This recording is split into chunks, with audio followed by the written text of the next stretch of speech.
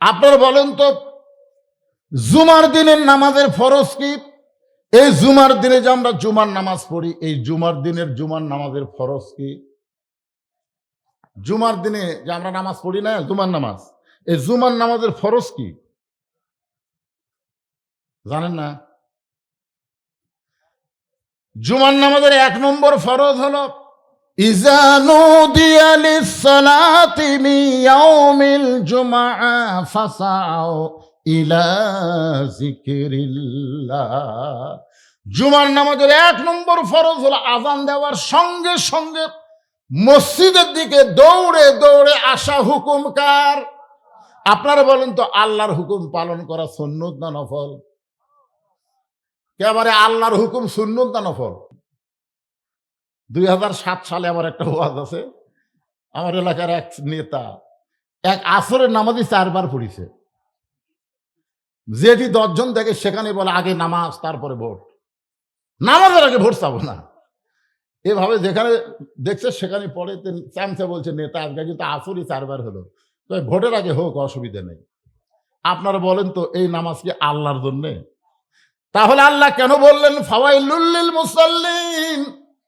নামাজ মানুষ আল্লাহর জন্যও পড়ে, আবার মানুষকে দেখানোর জন্যও নামাজ পড়ে।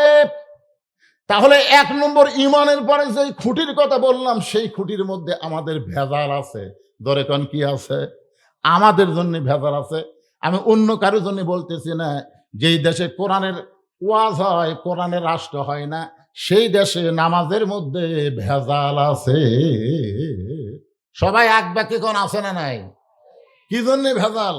যেই দেশে কোরআনের ওয়াজ হয় কিন্তু কোরআনের সমাজ কায়েম হয় না, সেই দেশে নামাজ আল্লাহর জন্য পড়লেও সেই নামাজের মধ্যে ভেজাল আছে। কারণ জামাই বাড়ির নামাজ পড়ে না, শ্বশুর নামাজ পড়ে। এখন শ্বশুরের বাড়িতে বেড়াবার গেছে, এখন শ্বশুরের ভয়ে মসজিদে যায়। এরকম 2-4টা জামাই আছে না নাই? যখন আছে না নাই? তাহলে বোঝা গেল, আপনারা এতক্ষণ ধরে কি বুঝলেন? নামাজ মানুষ আল্লাহর জন্য পড়ে, আবার মানুষকে দেখানোর জন্যও নামাজ পড়ে। এখন আমি বলতেছি 2 নম্বর, সামর্থ্যবানের জন্য যে জাকাত, এই যে শোনেন, এই যে জাকাত দেওয়া, এই জাকাত দেওয়া কিন্তু আপনি ইচ্ছা মতো দিলে হবে না। সামর্থ্যবান লোকের জন্য শতকরা কয় টাকা? এর আপনারা জানেন না রে ভাই? কে যেখানে নামাজের কথা আছে সেখানে জাকাতের কথা আছে না নাই? আকিমুস সালাত ওয়া আতুজ যাকাত। দেখেন, নামাজ আর জাকাত আল্লাহ একসাথে দিচ্ছে। সেই জাকাতের নিয়মটা বোঝা লাগবে। আপনি নেশাব পরিমাণ মাল সম্পদের শতকরা 100 টাকায় 2.5 টাকা দেওয়া লাগবে। 100 টাকায় কত? তাহলে 1000 টাকার মধ্যে কত দেওয়া লাগবে? 25 টাকা দেওয়া লাগবে। আর 1 লাখ টাকা, 1 লাখ টাকার মধ্যে 2,500 টাকা দেওয়া লাগবে। এরকম হিসাব করে জাকাত দেওয়ার দরকার আছে না নাই? হিসাবে জাকাত দেওয়ার একটা ছোট্ট কাহিনী আপনাদের শোনাই। একদিন এক গরিব সাহাবী নবীর কাছে এসে কাঁদতেছে, ইয়া রাসূলুল্লাহ, হুজুর ক্ষুধার জ্বালায় বড় কষ্টে আছি, যদি পারেন আল্লাহর রাস্তায় আমাকে একটু সাহায্য করেন। সঙ্গে সঙ্গে নবী এইভাবে জুব্বাখানা উঠাইলেন। নবী যেই জুব্বা তুলেছে, সাহাবী তাকায় দেখে নবী ক্ষুধার জ্বালায় পেটে পাথর বান্ধা বসে আছে। সাহাবীর চোখ দিয়ে দর দর করে পানি পড়তেছে। আল্লাহ রাসূল বলে, সাহাবী কান্দো কেন? বলে, রাসূলুল্লাহ, আমি ক্ষুধার্ত হয়েছি, কিন্তু এত বেশি ক্ষুধার্ত না। আপনি পেটে পাথর বান্ধে বসে আছেন, আপনি আমার চাইতেও বেশি ক্ষুধার্ত হুজুর। আপনার কাছে আমি চায়া বড় ভুল করেছি। আল্লাহ রাসূল মুস্কি হাসি দিলেন। জোরে কান সুবহানাল্লাহ। মুস্কি হাসিতে বললেন, আমি তোমাকে দিবার পারবো না, এটা ঠিক আছে, কিন্তু আম্মা সাইলা ফালা তানহার। আল্লাহ কোরআন কারিমের মধ্যে বলেছে, সাইলকারীকে খারি খারি ফেরত দেওয়া যায় না। গরিব সাহেব বলে, ইয়া রাসূলুল্লাহ, সাইলকারীকে যদি খালি খালি ফেরত দেওয়া না যায়, তাহলে আপনি আমারে কি দিবেন? আপনি নিজেই তো পেটে পাথর বাঁধে আছেন। এমন সময় আল্লাহ নবী বললেন, আলী। যে ডাক দিলেন আলী, সঙ্গে সঙ্গে হযরত আলী এসে বলে, লব্বাইক ইয়া রাসূলুল্লাহ। হুজুর আমারে ডাকলেন কেন? বলে, ডাকার কারণ হলো এই লোকটা আমার কাছে সহযোগিতা চায়, কিন্তু আমার তো দেওয়ার মতন কিছু নাই। আলী রে, তুমি একটা চিঠি লেখো ওসমানের কাছে, আর চিঠির মধ্যে অঙ্ক বসায় দাও 2000 দিরহাম। 2000 টাকার একটা অঙ্ক বসায় দিয়ে চিঠির নিচে আমি নবীর নামটা লিখে দিও। সুবহানাল্লাহ কন না কেন? আমি নবী লিখতে পারি না, এই কারণে তোমাকে লেখার অনুমতি দিলাম। চিঠির মধ্যে 2000 টাকার অঙ্ক বসায় দিয়া চিঠির নিচে আমার নামটা লিখে দাও। নবীর কথা মতো হযরত আলী চিঠি লিখে ওই গরিব সাহাবীর হাতে দিয়ে বললেন, ভাই আপনার আর কোনো টেনশন নাই, কারণ এমন লোকের কাছে নবী আপনাকে পাঠাইতেছেন, সে বড় দিয়া দিয়া দিয়া বড় খুশি হয়ে যায়। ধরে খান সুবহানাল্লাহ। ওই চিঠিখানা নিয়ে গরিব সাহাবী ওসমান গনির দরবারে গিয়ে দেখে ওসমান গনি ক্যাশিয়ারের সঙ্গে ঝগড়া করতেছে। ওসমান গনির সম্পদের যে হিসাব করে তাকে আপনারা কি বলেন? ক্যাশিয়ার। ওই ক্যাশিয়ারের সঙ্গে ঝগড়া করতেছে, খালি বারবার বলতেছে, ক্যাশিয়ার এই 4 আনা গেল কোথায়? এই 4 আনার হিসাব না দিলে তোমার কিন্তু আজকে ছুটি নাই। ওসমান গনি কিছুক্ষণ পরে বলতে, 4 আনা বের করো, হিসাব টানে টানে 4 আনা হিসাব দাও। গরিব সাহাবী চিন্তা করে, চিঠির মধ্যে 2000 টাকার অঙ্ক বসায় দিছে। যে মানুষের কাছে চিঠি দেওয়ার কথা রাসূল বলেছেন, আর সেই মানুষ 4 আনার জন্য ক্যাশিয়ারকে ছাড়ে না। এই মানুষের মতন হাড় কিপটা মানুষ তো এই দুনিয়াতে নাই। ও আমারে কি দিবে? নবীর কাছে মন খারাপ করে গেল, ইয়া রাসূলুল্লাহ, হুজুর আপনি দিবার পারবেন না ঠিক আছে, কিন্তু এমন একটা কৃপণ লোকের কাছে আমারে কেন পাঠাইলেন? আল্লাহ রাসূল বলেন, তুমি কি চিঠি তাকে দিছ? বলে, সেই পরিবেশ দেখলাম, চিঠি দেওয়ার পরিবেশ তো আমি পাইলাম না।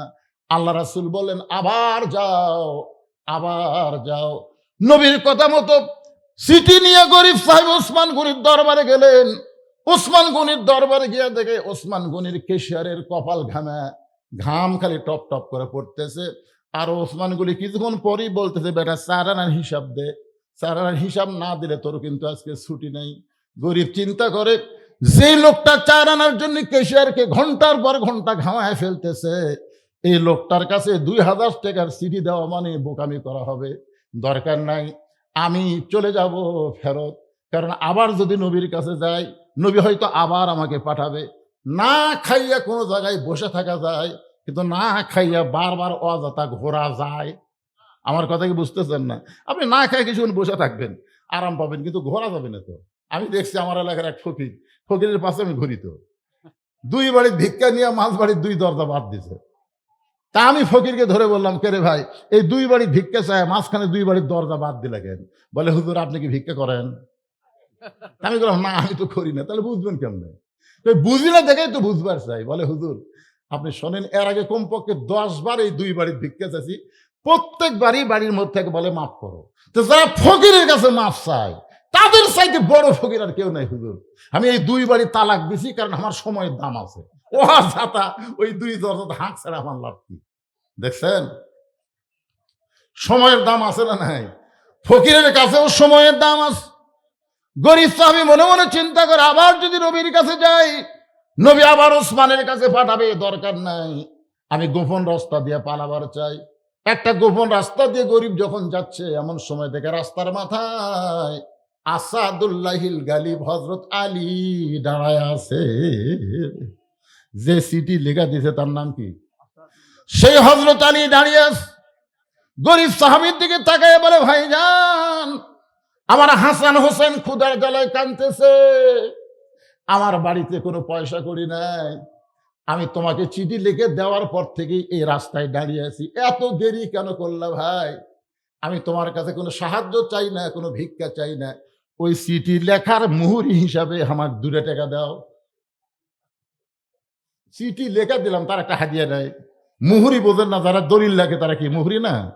তা আমি তোমার কাছে সাহায্যও চাই না, ভিক্ষাও চাই না, আমি যে তোমার চিঠি লিখে দিলাম, তার বিনিময়ে তুমি 2টা দিরহাম আমাকে হাদিয়া দাও। আমার জন্য হাদিয়া খাওয়া জায়েজ আছে, কিন্তু দান খাওয়া, ভিক্ষা খাওয়া আমার জন্য জায়েজ নাই, কারণ আমি হলাম আওলাদে রাসূল। জোরে করো সুবহানাল্লাহ। ভাই 2 টাকা দাও, আমার হাসান হোসেন না খায় কাঁদতেছে।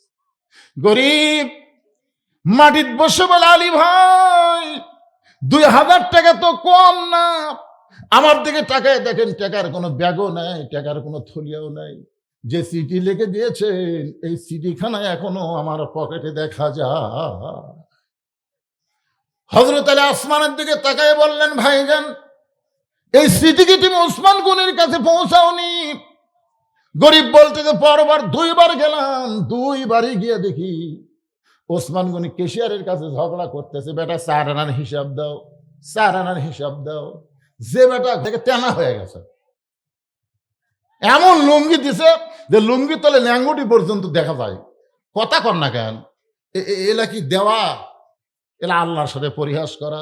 তার মানে বোঝা গেল মানুষ যাকাত আল্লাহর জন্য দেয়, মানুষকে দেখানোর জন্য যাকাত দেয়। কিন্তু এখন যেটা আসতে সামর্থ্যবানের জন্য হজ করা, এই হজটা মানুষ কার জন্য করে? আবার মানুষকে দেখানোর জন্য কিন্তু হজ করে। হজ করে আসার পরে গল্প করে কি করে না? দেখবেন ওয়াজের মাঠে ওটা অনেক বক্তা এবার যে হজ করছে কেউ জানে না, কিন্তু বক্তা বলতে যে ভাই ছাপা মারোয়াত গেলাম, হাই রে, তারপরে শয়তানকে পাথর মারলাম, হীরা গুহা উঠলাম, নানা রকম গল্প করতেছে। দুনিয়ার কেউ জানে না, কিন্তু গল্পের মাধ্যমে সবাইকে জানাইতেছে। কেউ যদি নামের আগে আলহাজ না লাগে মনটা খারাপ লাগে। তার মানে বোঝা গেল হজ মানুষ আল্লাহর জন্যও করে, আবার মানুষকে দেখানোর জন্যও করে। শুধুমাত্র একটা ইবাদত, যেই ইবাদতটা আগামী কাল থেকে শুরু হবে, এই রমজান মাসে রোজাটা যারা পালন করে তারা এই 16 ঘন্টা না খায়া না পানি পান করে সবকিছু থেকে বিরত থাকা, এটা কেবলমাত্র আল্লাহর জন্যে, মানুষকে দেখানোর জন্য কেউ রোজা রাখে না। সোনালা বলেন না কেন? এই জন্য আল্লাহ রাসূল বলেছেন as-sawmu li wa ana ujuza bihi, অন্য জায়গায় আছে আজিজি বিহি। একটু মনোযোগ দিয়ে শোনেন, আল্লাহ বলতেছেন রোজা আমার জন্যে। রোজা কার জন্যে? আর এর পুরস্কার আমি আল্লাহ নিজের হাতে দিয়ে দিব। এই রোজাদারের পুরস্কার আমি আল্লাহ নিজের হাতে দিয়ে দিব। এই পুরস্কারটা শুনতে গেলে আপনাদের মনোযোগ দিয়ে কোরআনের একটা আয়াত পরিপূর্ণভাবে শোনা লাগবে। শোনার পরে আমি আবার ব্যাখ্যা করে দিব, অসুবিধা নাই। আয়াতটা আপনারা শোনেন, সবাই কান ফেলে শোনেন। যখন বক্তা ওয়াজ করবে, ওয়াইদা কুরিয়াল কোরআন ফাসতামিউ লাহু ওয়া আনসিতু লাআল্লাকুম তুরহামুন, যখন বক্তা কোরআন তেলাওয়াত করবে ওই সময় চুপ থেকে এটা শোনা লাগবে না? তাহলে আয়াতটা আমি পড়তেছি, রোজাদারের পুরস্কারের আয়াত রে পাগলা, কাল থেকে যেটা শুরু হবে। একটু মনোযোগ দিয়ে শোনেন। ওয়াসিকাল্লাযীনা তাকাউ রাব্বাহুম ইলাল জান্নাতি যুমারা হাত্তা ইযা জাউহা وفتحت أبوابها وقال لهم خزنتها سلام عليكم طبتم فادخلوها خالدين وقالوا الحمد لله الذي صدقنا وعده وأورثنا الأرض نتبوأ من الجنة حيث نشاء فنعم أجر العاملين।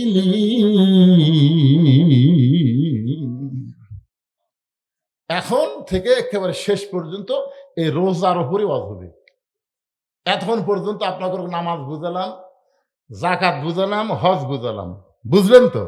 এই তিনটা ইবাদত মানুষ আল্লাহর জন্যও করে, আবার মানুষকে দেখানোর জন্য কথা কয় না। হজ মানুষ আল্লাহর জন্য করে না, আবার দেখানোর জন্য করে। আর একবার সামর্থ্যবান হজ করার পরে যদি হজের টাকা অসহায় গরিবকে দান করে, তাহলে আল্লাহ তাকে 1 কোটি হজের সওয়াব দেয়। সেও আর শুনবেন না। বারবার হজ করা, আমি 3 বার হজ করছি রে, আমি 19 বার করছি রে। আরে পাগলা, নফল হজ করা ভিন্ন কথা, ওমরা করা ভিন্ন কথা, কিন্তু ফরজ হজের কথা আমি বলতেছি। ফরজ হজ জীবনে কয়বার? একবার। ফরজ নামাজ আপনার দিনে কয়বার? ফজরের নামাজ দিনে কয়বার ফরজ? তা আপনি যদি মনে করেন একবারে, দেখেন তো 5 বার পড়বো। কি ফরজের সাথে আর কি করা যাবে না? আপনি নফল যদি মন চাই পড়েন, সময় আছে পড়েন, তাহাজ্জুদের নামাজ পড়েন, 4 রাকাত পড়েন, 8 রাকাত পড়েন, 12 রাকাত পড়েন, 16 রাকাত পড়েন, পড়তেই থাকেন। ফজরের আজানের আগ পর্যন্ত পড়তেই থাকেন। অসুবিধা আছে? নফলের কোনো অসুবিধা আছে? নফল রোজা রাসূল সারা বছর রাখছে, কিন্তু রমজান মাসের রোজা আপনি 31টা ফরজ করেন। কি করা যাবে? ফরজের উপরে কোনো দলিল চলবি? এই জন্যে জীবনে সামর্থ্যবানের উপর কয়বার হজ ফরজ? একবারের বেশি না করে যেই টাকাতে হজ করবে ওই টাকা অনাথ এতিম অসহায়কে দিলে আল্লাহ 1 কোটি হজের সওয়াব দিবে। তা আমার কিসের দরকার? সওয়াবের দরকার না নামের দরকার? এ কথা কর না কেন ভাইজান? বিয়াইকে তাই বলো ও আপনি শুনবার আছেন, শুনেন লাগবে না? শোনেন না, স্বামী না অতান, আগে শুনে যান, তারপরে কি করবেন। আপনার এখানে যারা হজ করেননি তারকে কথা আমি বলতেছি না, যারা ফরজ হজ করছে এই জিনিসটা তারকে খুবই গুরুত্ব দেওয়া লাগবে। বাড়ির কাছে একটা মানুষ অসহায় হয়ে অসুস্থ হয়ে ক্যান্সার হয়ে পড়ে আছে, ওর ডাক্তারখানা যাওয়ার মতন ভ্যান ভাড়া নাই, অটো ভাড়া নাই, আর ওই বারবার হজত যায়। কি প্রতিবেশীর হক আছে না নাই? যখন আছে না প্রতিবেশীর হক নাই? এই যে হকুল্লাহর হকুল ইবাদত, এটা বুঝতে হবে তো। একজন আল্লাহর বান্দা রবি ইবনে সুলাইমান, ওরা 10 জন বন্ধু মিলে হজে যাবে, 10 জন বন্ধু মিলে হজে যাবে।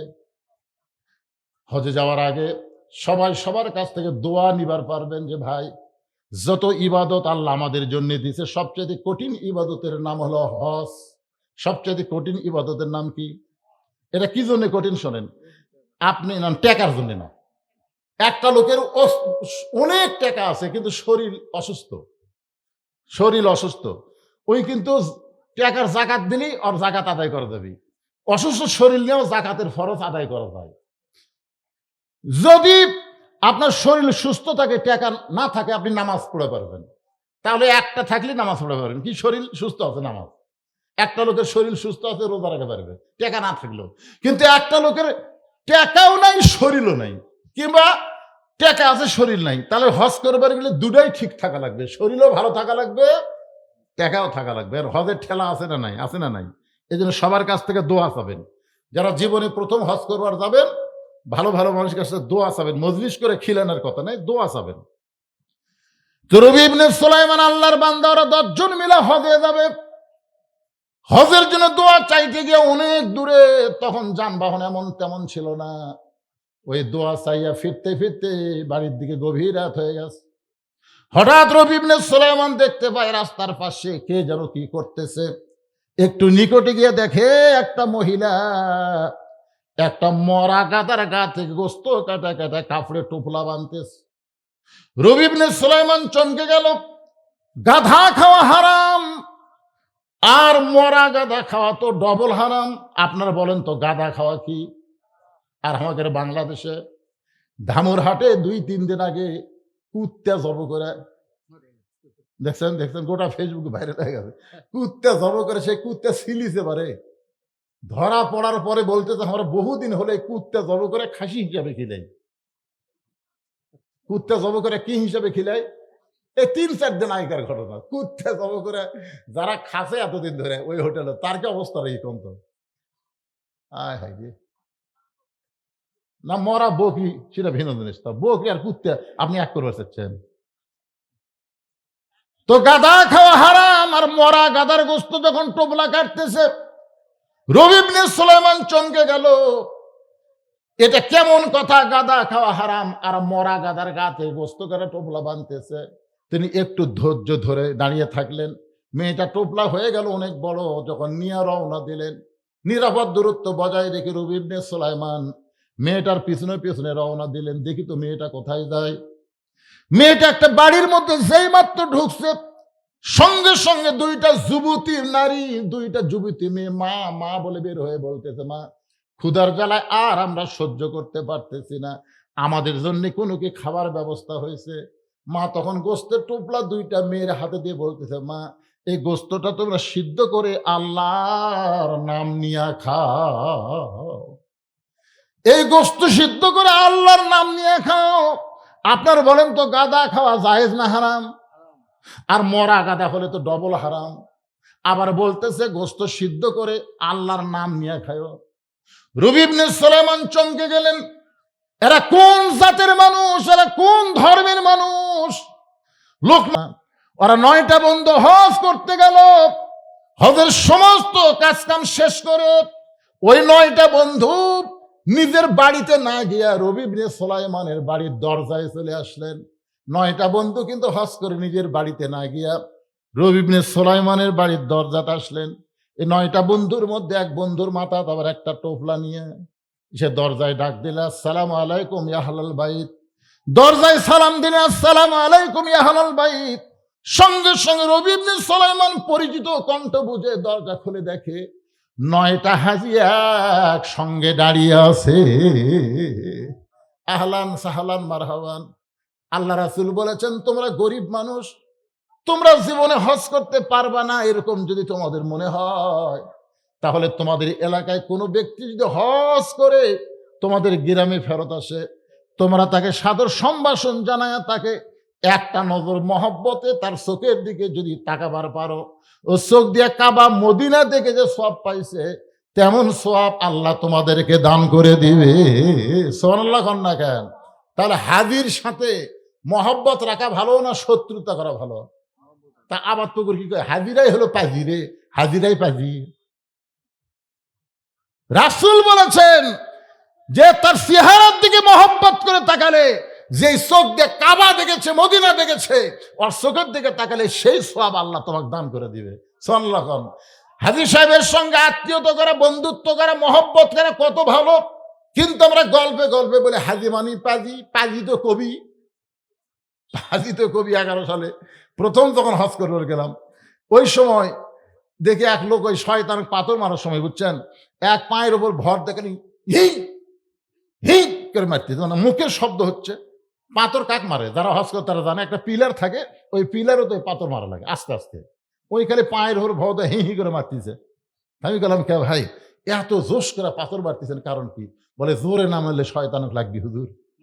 আমি বলি, পাগলা, এটি শয়তান কুটি হয়েছে, এটা শয়তান, এর একটা নিয়ম রে ভালো, একটা হুকুম, এই জায়গাত মারা লাগবে তাই আমরা মারি, নির্দিষ্ট জায়গাত মারা লাগবে তাই মারি, তুই এই ভয় মারতেছিস।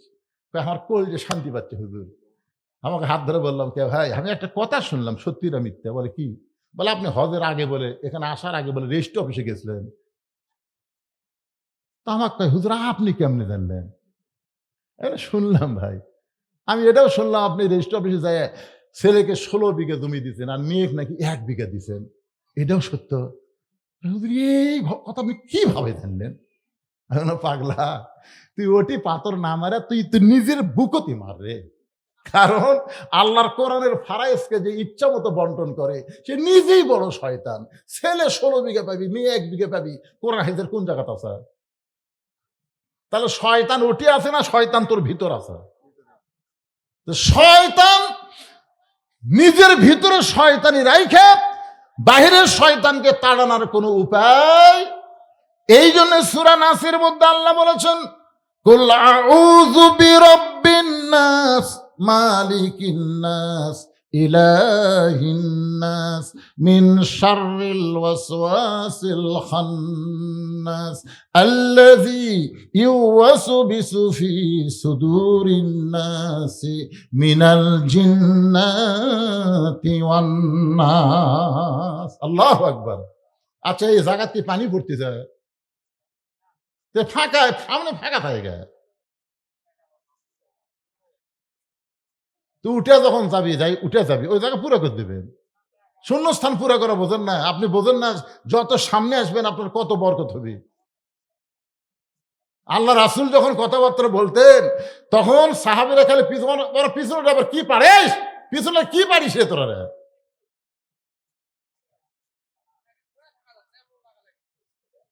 ও লাগিচ্ছে। হ্যাঁ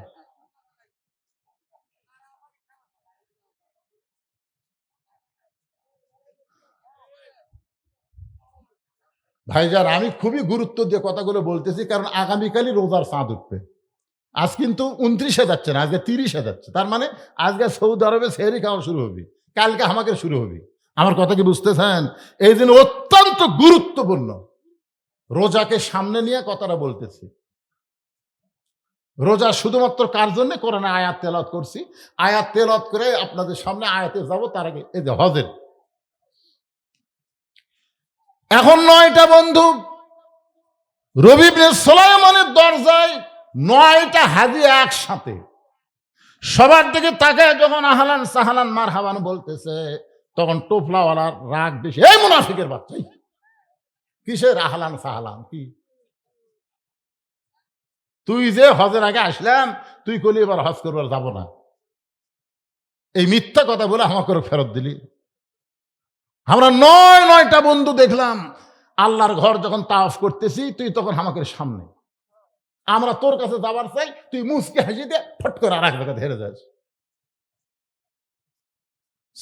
সাফা মারওয়া যখন সাই করতে গেলাম তখন দেখি তুই আমাদের সামনে দৌড়াস, বারবার আমাদের দিকে তাকাস আর মুসকি মুসকি হাসিস, আমাদের সঙ্গে যাবি না। আবার আমাদের সঙ্গে তাওয়াফ করলে আল্লাহর ঘর, আমাদের সঙ্গে যাবি না সাফা মারওয়া সাই করলি। রে মুনাফিকের বাচ্চা মুনাফিক, তুই যখন আল্লাহ নবীর রওজা জিয়ারত করতেছিলি তুই আমাদের সামনে এমন করুণ হারে কাঁদতেছিলি, তোর কান্না দেখে আমরাও কাঁদতেছিলাম। হঠাৎ তুই বললি, ভাই এই যে টোপলাখানা তোমার হাতে একটু দিলাম, এই টোপলাখানা তুমি নাও, আমি একটু আল্লাহর নবীকে প্রাণ ভরে দরুদ শরীফ আদায় করতে চাই। তুই এই টোপলাখানা আমার হাতে দিয়ে আল্লাহর নবীর রওজা জিয়ারত করলি, দোয়া পড়লি, দরুদ পড়লি, তোকে দিয়ে দরুদের আমল বেশি বেশি করেন, নবীর সুন্নত আদর্শ পালন করেন। আপনি গরিব মানুষ, মদিনায় যাবার না পারলে কি হবে? আপনার কলিজার মহব্বতের কারণে আল্লাহ মদিনার নবীকে আপনার ভাঙ্গা বাড়িতে হাজির করে দিবে। কেন রাসূল বললেন মান রাআনি হাক্কান ওয়াজাবাত লাহু শাফাআতি ইয়াউমাল কিয়ামা। রাসূল কেন বললেন কেউ যদি আমার স্বপ্নে দেখে মনে করবে সে আমাকে সত্যই দেখেছে, কারণ আমি নবীর স্বপ্ন কোনোদিন ধোঁকা হতে পারে না। যে আমার স্বপ্নে একবার দেখতে পায় তার জন্য জাহান্নামকে হারাম করে দিয়া নবী বলে তার জন্য শাফাত আমার উপর ওয়াজিব হয়ে যায়। আল্লাহ। রবি ইবনে সুলাইমান দেখে আল্লাহর নবী তার বাড়ির আঙ্গিনায় স্বপ্নের মধ্যে বেহুশ অবস্থায় রবি ইবনে সুলাইমান বলতেছে, কে গো নবী, আপনি আমার বাড়ির আঙ্গিনায়?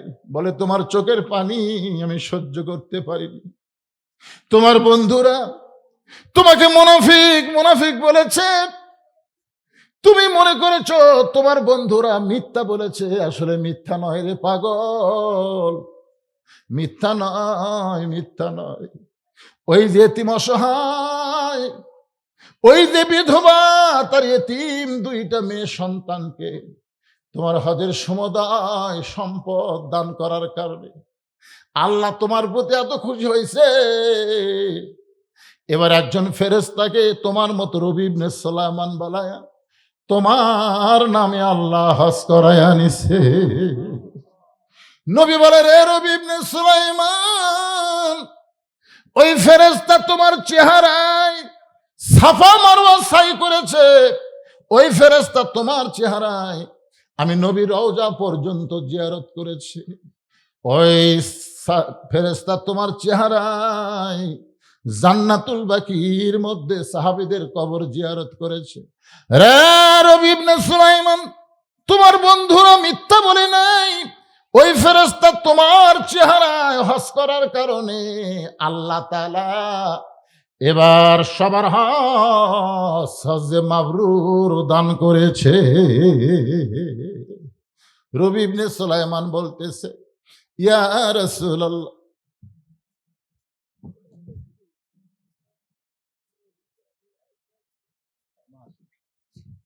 আল্লাহ কবুল করুক, আল্লাহ আল্লাহ আল্লাহ।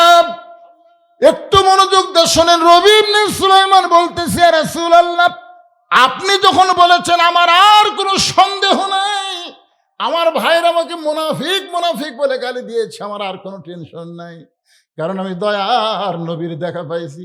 কিন্তু নবী গো, একজন ভাই রাগ করে যে টোপলাখান আমার মুখের সামনে ফেলে দিল, এটা কিসের টোপলা গো নবী?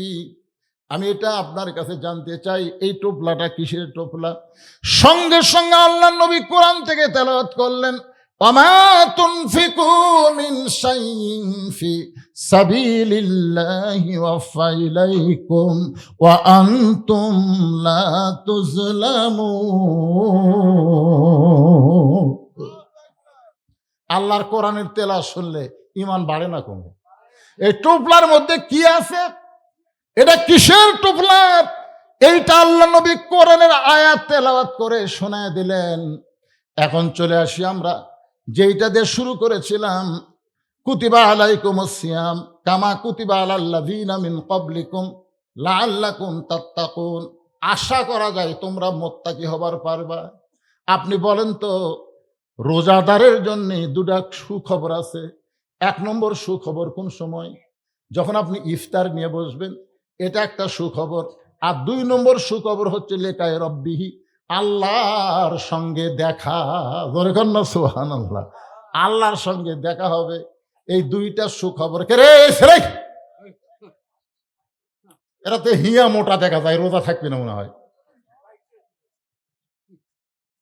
লজ্জা শরম কিছু নাই, অযথা ঘোরে। আয় দেখছেন, ঘরে থেকে বলতেছে লজ্জা শরম থাকবি কেরে পাগলা, তুই তো সিজার করা, তো লজ্জা শরম থাকবি। একটা অপরিচিত ডাক্তার তোর মায়ের পেট কাটিয়া তোর বাইর করছে রে, তোর মায়েরই শরম নেই।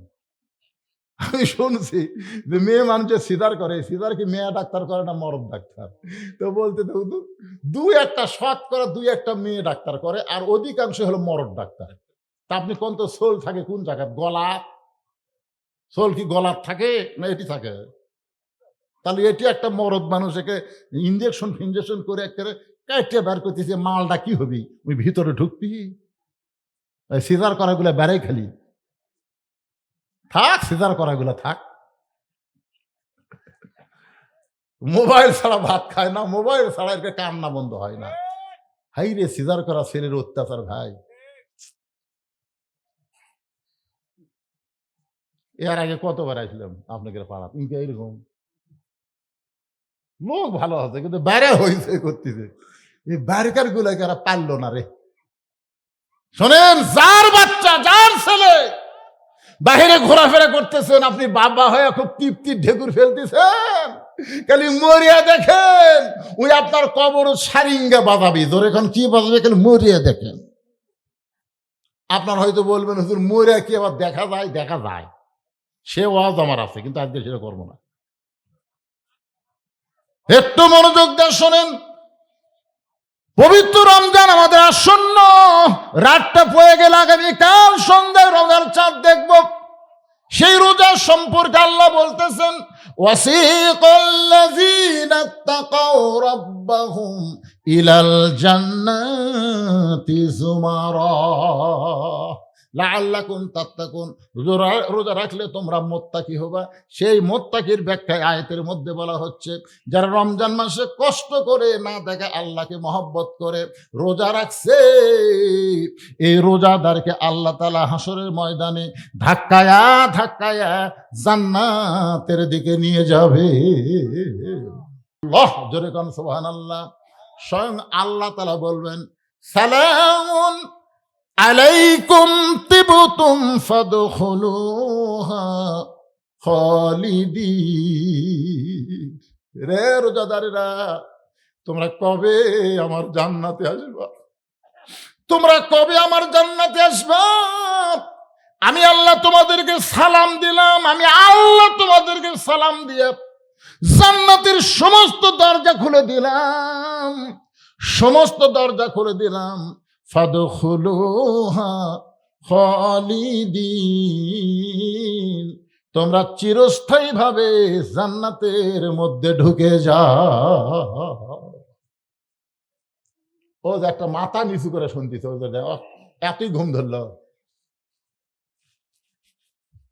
একেবারে কাছে থাকলে না ঘুতে ঘুতি দিয়ে চেতন করার দরকার আছে না নাই? এটা খুবই গুরুত্বপূর্ণ কথা হচ্ছে না, যে আল্লাহ তাআলা সালাম দিয়ে জান্নাতের দরজা খুলে দিছে। এখন রোজাদাররা কি করবে? হ্যাঁ, না চিন্তা করেন যে এখন যে আল্লাহ সালাম দিয়া জান্নাতের দরজা খুলে দিয়ে কি বলতেছে, ফাদখুলুহা খালিদিন, চিরস্থায়ী ভাবে তোমরা এই জান্নাতে থাকো। তখন রোজাদাররা কি বলবে জানেন? রোজাদাররা বলবেন, ওয়াকালুল হামদুলিল্লাহিল্লাযী সাদাকানা ওয়াদাহু ওয়া আওরাসানাল আরদ নাতাবাওয়াউ মিনাল জান্নাতি হাইসু নাশাউ ফানি'মা আজরুল আমিলিন। আল্লাহ, তুমি আমাকে কি মনে করছ? রোজাদাররা বলবে, তুমি কি মনে করছো আমরা লোভী? তুমি জান্নাতের দরজা খুলে দিবে আর আমরা জান্নাতের মধ্যে প্রবেশ করব, এমন লোভী না। আমরা জান্নাতের লোভে রোজা রাখি নাই। তুমি তো দুনিয়াতেই বলেছিলে তুমি জান্নাত দিবা, তুমি জান্নাতের ওয়াদা তো দুনিয়াতে আমাদের করেছিলে, তুমি যে আর একটা ওয়াদা করেছো সেটা তোমার মনে নাই? আল্লাহ কয়, কি ওয়াদা রে? সে ওয়াদা মনে নাই। সেই ওয়াদাটা হলো তুমি রোজাদারের জন্য একটা আলাদা দরজা করবা। সেই দরজার নাম হলো রায়হান দরজা। যেই দরজা তুমি স্বয়ং আল্লাহ তাআলা দাঁড়িয়ে থাকবে, তোমার চেহারা না দেখে। সারাদিন আমরা রোজা রেখেছি, কঠিন গরমের দিনে গোসল করতে গিয়ে জোহরের নামাজের আগে মাথার উপরে পানি ঢেলেছি। ওই পানি আমার নাকের ভিতর উপর দিয়ে মুখের মধ্যে ঢুকেছে। আমার কলিজা তৃষ্ণায় ছটফট করেছে। আমার মন বলেছে খারে এক ঢোক খা, কেউ দেখবে না। কিন্তু আমার ঈমান বলতেছে যার জন্য রোজা রাখছি সে আল্লাহ দেখতেছে।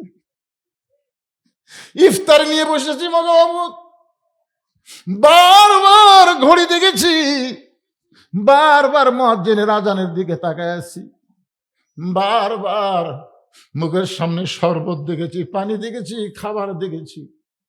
আমার মন বলতে খারে খা, কিন্তু আমার ঈমান বলেছে যে আল্লাহরে দেখি নাই সে আল্লাহর জন্য আমি রোজা রেখেছি। একটা মানুষ সারাদিন মানুষকে দেখানোর জন্য রোজা রাখে না, মানুষকে দেখানোর জন্য রোজা রাখে না। মানুষকে দেখানোর জন্য মানুষ ইফতার পার্টি করতে পারে, কিন্তু মানুষকে দেখানোর জন্য 16 ঘন্টা মানুষ রোজা রাখে না। শুধু তোমাকে না দেখে বিশ্বাস করে রোজা রেখেছি এই জান্নাতের লোভে না। জান্নাতের মালিক আল্লাহ তোমাকে চাই। তুমি বলেছো আসাউমুলি ওয়া নাজি বিহি, রোজা আমার জন্যে, আমি আল্লাহ নিজেই পুরস্কার দেব। সেই নিজের পুরস্কার তুমি জান্নাত দিবা। আল্লাহ বলে আমি তোমাদের হয়ে গেলাম।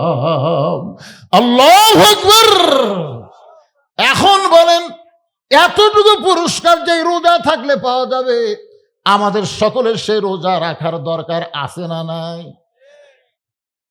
পারতপক্ষে কারা কারা রোজা রাখবেন আল্লাহকে একটু আমরা হাত তুলে দেখাবার চাই। আল্লাহ ভাইজান দেখি, লিল্লাহু আকবার। আল্লাহ কবুল করুক, জোরে কোন আমিন। এই কয়াপাড়া পূর্ব কয়াপাড়ার মাহফিল এইবারই সার্থক হলো। একেবারে রোজার আগের দিন জাগা মতো কাম হয়ে গেল, নামাজও হবি, রোজাও হবি, মাশাআল্লাহ। এখন টোপলার মধ্যে কি আছে এটা আমাকে শোনা লাগবে, মনে আছে না ভুলে গেছেন? রবি ইবনে সুলাইমান বলতেছি ইয়া রাসূলুল্লাহ, টোপলা দিয়ে যে চলে গেল, টোপলার মধ্যে আসলে আছে কি? আল্লাহ রাসূল পবিত্র কোরআন থেকে একটা আয়াত তেলাওয়াত করছেন, এই আয়াতের মধ্যে টোপলার খবর পাওয়া যাবে ইনশাআল্লাহ। আমি টোপলার খবর দেওয়ার আগে আপনাকে একটু টোপলার খবর দেওয়া লাগবে, কারণ প্রত্যেক বছর এরা এখানে একটু মাহফিল করবে, বুঝলেন না? তো একা একা না করে সকলের সহযোগিতা মিলে সবাই একটু আল্লাহর হস্তে 1000, 2000, 5000 যিনি যা পারবেন নগদ বাকি প্রতি বছর মাহফিলের জন্য সর্বপ্রথম 10,000 টাকা কে দান করবেন। নগদ যদি দিবার নাও পারেন বাকি এখানে কাগজে লিখে দেন। নগদ 1000, 2000, 5000 যাই যা পারেন, 1 মণ চাল, 2 মণ চাল, আদা লবণ থেকে শুরু করে যা যা দরকার, যার মনে যা চায়। আর আমাদের যুবক ছেলেরা যারা এতক্ষণ বাইরে হয়েছে করলো, এরা একটু ব্যাগ টোপলা নিয়ে আপনাদের মাঝে যাবে।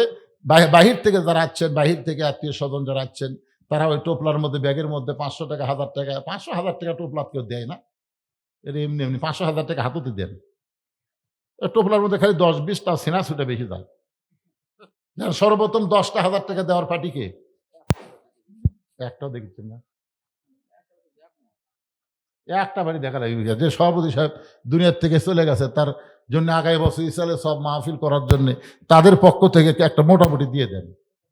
সভাপতি তো নাই, তার ছেলে পেলেরা আছে, ভাই আছে, বলেন ভাই বলেন বলেন। একেবারে 10:45 উঠেছি, 12:15 এক টানা 2 ঘন্টা আওয়াজ আমি কোনোদিনে করি না, আজকেই করছি এক টানা। দেখেন 10:10, 12:15 2 ঘন্টা দেখছেন, তাও বাড়া হয়েছে সাইজ দেখছেন।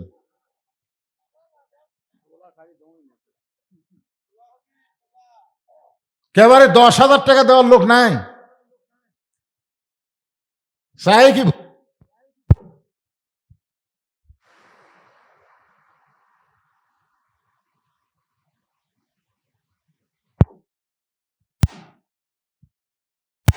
হোক 50 কেজি হোক, 1 বছর চাইলে একটা জামাই খাড়া হতো।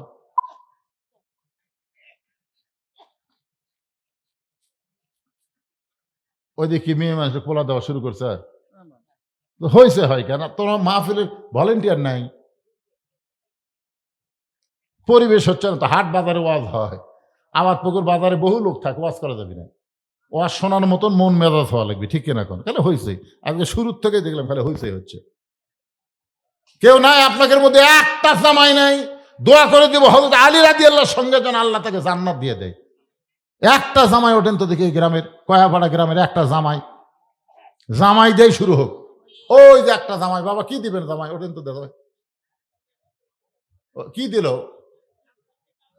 বস্তা আবার 2টা কেজি, 25 আর 50, কোনটা? নাম কি ওনার?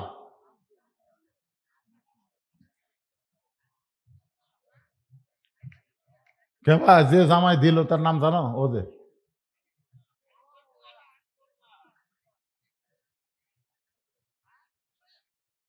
কিছুই কয় না, এই ছেলে কিছুই কয় না, আমি নামটা শুনতে পাচ্ছি না।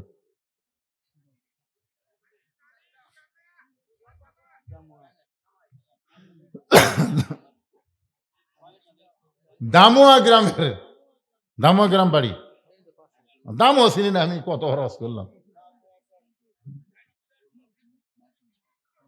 দামুয়া গ্রামের ছেলে, নাম হলো, এত মানুষ বলা লাগবে, একজন বললি হবে। আপনি তাই দিবেন, একটু কষ্ট করে সামনে আসেন না কেন? কি হবে কোন? মালসুলের ফজলু 1 বস্তা চাউল দান করবে, আল্লাহ ফজলুর দানকে কবুল করেন, আল্লাহুম্মা আমিন। আপনি বস্তার মধ্যে একটু লিখে রাখবেন, এটা 25 কেজি না 50 কেজি। বস্তা এখন 2টা পাওয়া যায় তো। হ্যাঁ, এই তো 5,000 টাকা পাওয়া গেছে। সোহাগ কয়াপাড়া, পিতার নাম হলো আয়ুব আলী, পিতার নাম হলো আয়ুব আলী।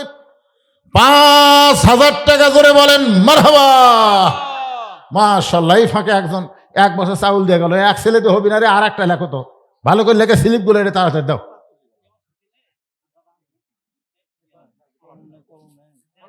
আর একজন এইদিকে লিখলে কি হয়? এত ঢিলা চলবা, দেও তাড়াতাড়ি দেও, আদায় করতে 10 মিনিটের মধ্যে কাম সারা লাগবে, বুঝিচ্ছ না? রে গামছা নামছে, গামছা নামছে। মরহুম আলহাজ আনিসা রহমানের পক্ষ থেকে দান করছে, ওনার পক্ষ থেকে। হ্যাঁ, এই যে আনিসা রহমান সাহেব মরহুম, যেনার কবর, ওনার পক্ষ থেকে কেউ দেয়নি।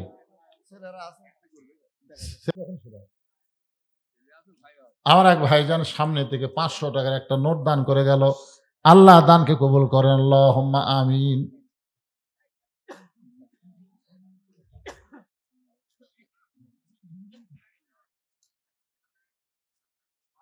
জুয়েল প্রবাসী কোন দেশত থাকে রে? জুয়েল প্রবাসী কোন দেশ? কাতার। বেতন নাই নাকি? 5 লিটার তেল দিছে একটা প্রবাসী মানুষ, 50 লিটার তেল দিবে। 5 লিটার তেল দান করছে, আল্লাহ দান কবুল করেন, আল্লাহুম্মা আমিন। বয়েন ফকির 1,000 টাকা আগামী বছর দান করবে, আল্লাহ বয়েন ফকিরের দানকে কবুল করেন। মাশাআল্লাহ, যিনি কিছুক্ষণ আগে বাকি দিয়েছিল এখনই নগদ দিয়া দিল, আল্লাহ নগদে নগদে তার দানকে কবুল করেন, আল্লাহুম্মা আমিন।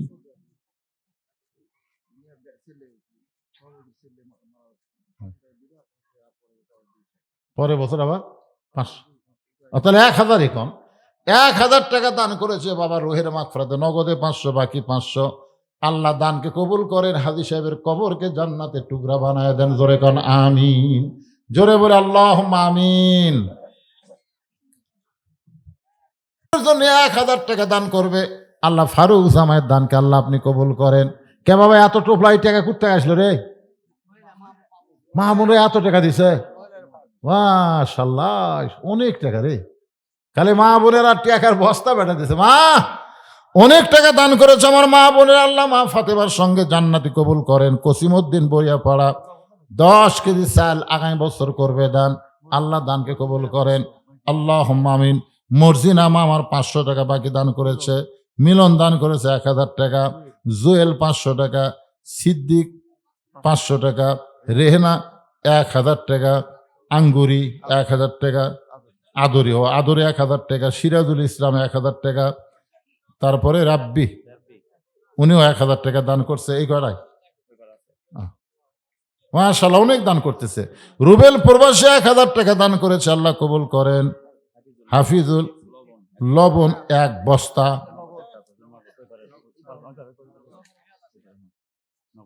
নগদ নগদ এটা কত বাবা? নগদ হচ্ছে কুলজান গুয়াতার এ নগদ 1000 টাকা নগদে দান করেছে, আল্লাহ তার দানকে কবুল করেন। আল্লাহুম্মা আমিন।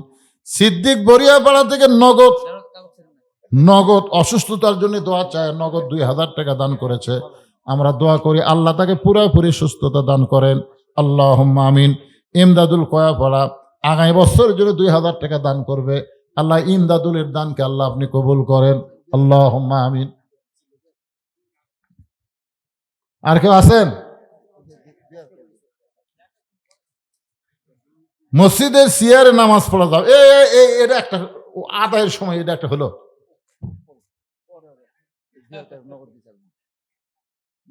ফতুয়া সিয়ারে বসে ওয়াজ শুনতেছেন, বোঝা পারতেছেন না তো, অসুস্থ আপনি।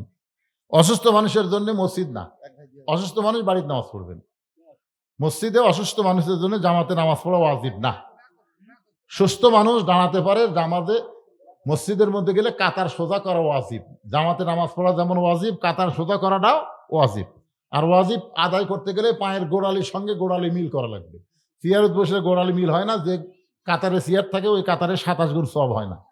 এখন আপনি দেখবেন কোন কাতারে সিয়ার আছে, সেই কাতারে খালি 1 গুণ সওয়াব হবে। আপনি সামনে পিছিয়ে আর বসে আছে, কাদা ফোলা করা হচ্ছে, আপনি পিছু করছেন, আজকে করতে গেছেন। আমি তো আপনার বারবার কই যে আপনি রেকর্ড ঠিক করেন। আল্লাহর একজন বান্দা কাতার ফোলা করা 2000 টাকা দান করেছে নগদে, আল্লাহ তার দানকে কবুল করেন। আল্লাহুম্মা আমিন। কাতার ফোলা করা ওয়াজিব। আনার কয়াপাড়া থেকে আগামী বছরের জন্য 1000 টাকা দান করবে, আল্লাহ দানকে কবুল করেন। আল্লাহুম্মা আমিন। আমিনুল ইসলাম পশ্চিম কয়াপাড়া, উনি 1000 টাকা আগামী বছর দান করবে, আল্লাহ দানকে কবুল করেন। আল্লাহুম্মা আমিন। আফজাল কয়াপাড়া 2000 টাকা দান করবে আগামী বছর, আফজালের দানকে আল্লাহ আপনি কবুল করেন। আল্লাহুম্মা আমিন। আমিনুর রহমান কয়াপাড়া 1000 টাকা দান করবে, আল্লাহ তার দানকে কবুল করেন। আল্লাহুম্মা আমিন। রফিকুল ইসলাম কয়াপাড়া 1000 টাকা দান করবে, আল্লাহ দানকে কবুল করেন। আল্লাহুম্মা আমিন। পাপ্পু কয়াপাড়া আগামী বছরের জন্য 1000 টাকা দান করবে, আল্লাহ দানকে কবুল করেন। আল্লাহুম্মা আমিন। আনার কয়াপাড়া থেকে আগামী বছর 1000 টাকা দান করবে, আল্লাহ দানকে কবুল করেন। আল্লাহুম্মা আমিন। অনেকেই দান করতেছে, ইনশাল্লাহ অনেকেই দান করতেছে। এরকম ঢিলা ঢালা আদায় করতে গেলে অনেক রাত হয়ে যাবে, অনেক রাত হয়ে যাবে। এই জন্য ভাইজান যিনি যেখানে আছেন এখন মাহফিলের মধ্যে সে বসেন, আমি টোপলার খবর দিয়ে আপনাদের নিয়ে মোনাজাত করবো। বসেন, সবাই বসেন, যারা বাইরে আছেন সবাই বসেন। বাইরের লোকেরা তবারক নেওয়ার সময় খালি চিল্লাচিল্লি করবে, এখানে একটা বিরক্তি ভাব হবে, কেমন যেন একটা পরিবেশ হবে। এই জন্য সবাই ভিতরে আসেন, তাবারক দেওয়ার সময় সবাই ভিতরে আসেন, বাইরে যারা আছেন সবাই ভিতরে আসেন। আমি এটা আপনাকে করার জন্য বলতেছি না, মন খারাপের জন্য বলতেছি না। আপনারা বলেন তো, একটা মানুষকে সারা জীবন সরকারি চাকরি করা লাগে? একটা সরকারি চাকরি বয়স নাই, যেই বয়সে চাকরি হলে এই বয়সে শেষ করা হয়। আর যখন চাকরি শেষ হয় তখন সরকার তাকে বসে বসে বেতন দেয় না।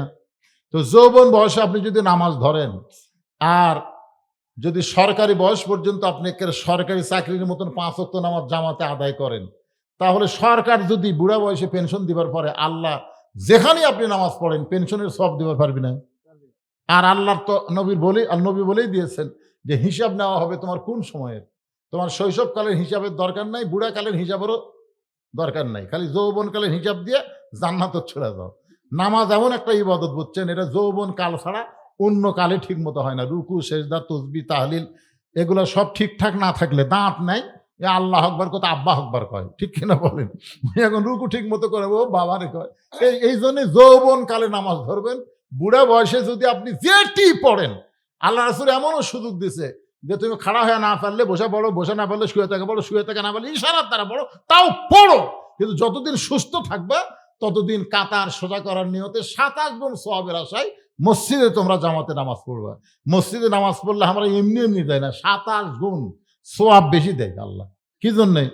কাতার সোজা করা লাগবে। ধনী গরিব, ফর্সা কালো, চেয়ারম্যান মেম্বার, রাজা ফকির, চৌকিদার এসপি, একের পায়ের গোড়ালির সঙ্গে গোড়ালি মিল করে কাতার সোজা করে মুসলমান যে সবাই ভাই ভাই, এটা নামাজের জামাতের মধ্যে গেলি বোঝা যায়। আওয়ামী লীগ বিএনপি তফাৎ থাকে না, কাদের সাথে কাঁধ মিলে সবাই একসাথে নামাজ পড়ে, জোরে কোন ঠিক কিনা?